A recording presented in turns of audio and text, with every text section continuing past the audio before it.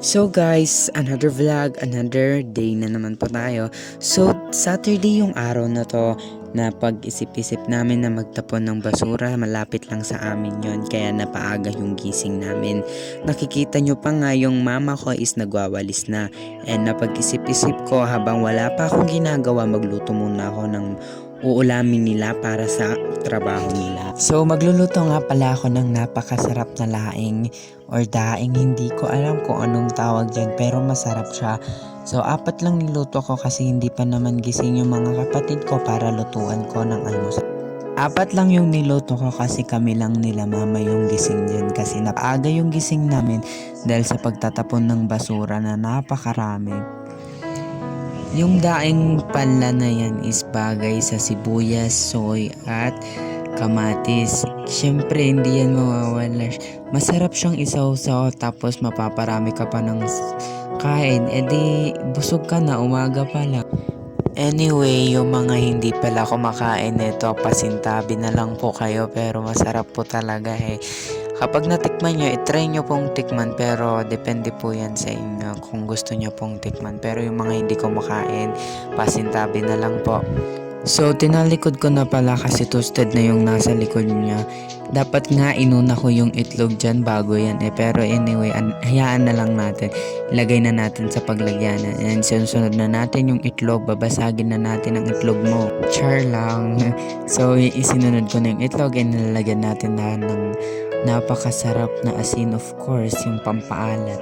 So magpa-fried rice din tayo. Fried rice.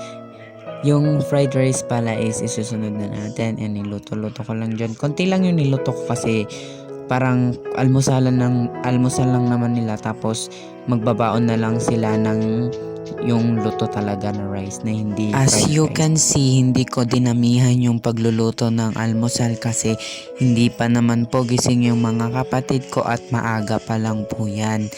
And yung kaunti lang po, yung mauubos lang po yung kailangan natin lutuin. So nung natapos na nga akong sa pagluluto is kumain na sila mama agad at aalis na. Ayan, nakikita nyo pa nga, kumaway pa nga ako. Pupunta yan sa San Carlos Heights. Kung sino man po yung nakakaalam, kaway-kaway. Habang naglalakad ako or tinitingnan ko yung bahay namin, medyo napagtanto ko na madumi pala yung kwarto nila mama. Kaya napag-isip-isip ko, ano pa kayang gagawin natin? Maglinis na tayo. So naglinis na nga ako dyan kasi wala naman akong ginagawa at saka free time ko naman. Nilinis ko muna at inayos ko muna yung mga kumot. Ayan, nakikita nyo pa nga Dora the Explorer yung kumot namin. I proud of it. Char, yung Dora yung inuna ko. Ayan, ang itim naman ni Dora. Hindi pa nga ako nakapagilamos yan. Tignan nyo yung mukha ko. Ang pangit-pangit pa nga. Pero hindi na yun mahalaga. So pagkatapos kong tupiin yung mga kumot, isusunod naman natin yung unan para maayos at ma-organize natin ang mga gamit dito. And syempre, isusunod din natin yung mga damit na nakakalat-kalat. Hindi yan mawawala sa higahan. Syempre naman. May nakita pa nga ako na hindi dapat hawakan dyan. Tapos pinakita ko pa sa camera. Parang nakakahiya tuloy. Kung nakita nyo nga yung mukha ko, pinost ko pa. Ayan, isunod ko muna yung mga towel na pinaggamitan nila mama na nilagay nila sa kwarto nila. And sinunod ko na din pala yung malaking kumot na kulay brown. Basta yun, basta bichar. Habang tinutupi ko nga, napagdesisyonan ko na pwede ko palang gamitin to para ipatong doon sa may higa. So inayos ko na naman yung mga maayos na unan kasi madumi na naman sila. Diyos ko, marimar. Inayos ko na naman sila. And then, kinuha ko na din pala yung mga stop toys yan na 2 peraso lang na meron kami. Pero anyway, kukuha tayo ng paraan at gagawa tayo ng paraan para lagyan ng stop toy ang ating kama. Charot lang kami pala nila mama. And yun, habang naglilinis pala ako, ang daming buhangin, parang nasa beach ka na. Imagine mo na lang nasa beach ka na, ganun.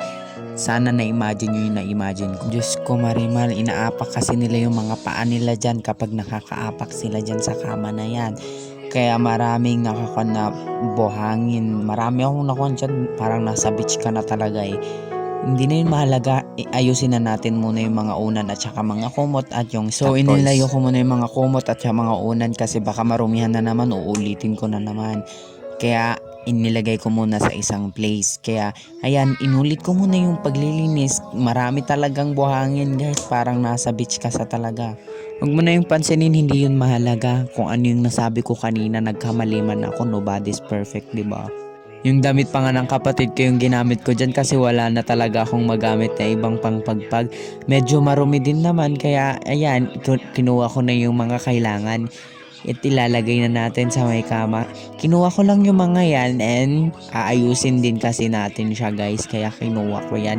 Kaya natapos ko na kasi yung pag ko kaya inilagay ko na dyan at aayusin natin yung unan at mga stop toys ulit para sa design nating napakaganda at idea natin. Habang inayos ko yung mga yan, nag-iisip na ako ng idea kung paanong style ba ang ating gagawin. Kaya kinuha ko na agad yung kulay brown na brown. Char! Mahaba nga yung pang-upload na yan, kaya ifinold ko na lang sa gilid niya at parang may unan na lang. Yun yung inisip kong idea na lang at para mas creative tayo, at least creative. Kaya natapos ko naman yung pag-a-upload ko at inalayo ko muna yung mga unan at saka kumot. And ayan, kukunin na natin yung unan at saka kumot at i-upload na natin sa na-upload nating napakalinis. Dumaan pa nga yung aking pinsan. So habang inahayos-ayos ko nga dyan yung unan na pag-isip-isip ko, buti pa ngayon may unan kami kaysa naman noon parang wala kaming unan ko. Yung mga jacket lang, ay grabe talaga yung mga naranasan namin noon. Yung damit-damit kasi or yung jacket na sinasabi ko is parang inaayos-ayos ni mama, igunting-gunting niya tapos ilalagay niya lang sa paglagyanan, bibili lang siya. Buti na nga lang talaga yung ibang bata hindi naranasan yun, pero okay lang yun. And finold ko na pala dyan yung maliit na kumot namin sa maliit lang na na angle. So may pa ganyan pa nga ako, pa video pa nga ganun kasi yun kapag magbablog. So inaayos ko nga yung towel dyan, bigla ko na lang tinapon kitdi. Char, kinuha ko na pala yung mga stop toys na nakakalat-kalat na pwede pa naman gamitin or i-recycle, kaya kinuha ko na at inayos ko na, hindi ko na pero pinakita dyan sa inyo.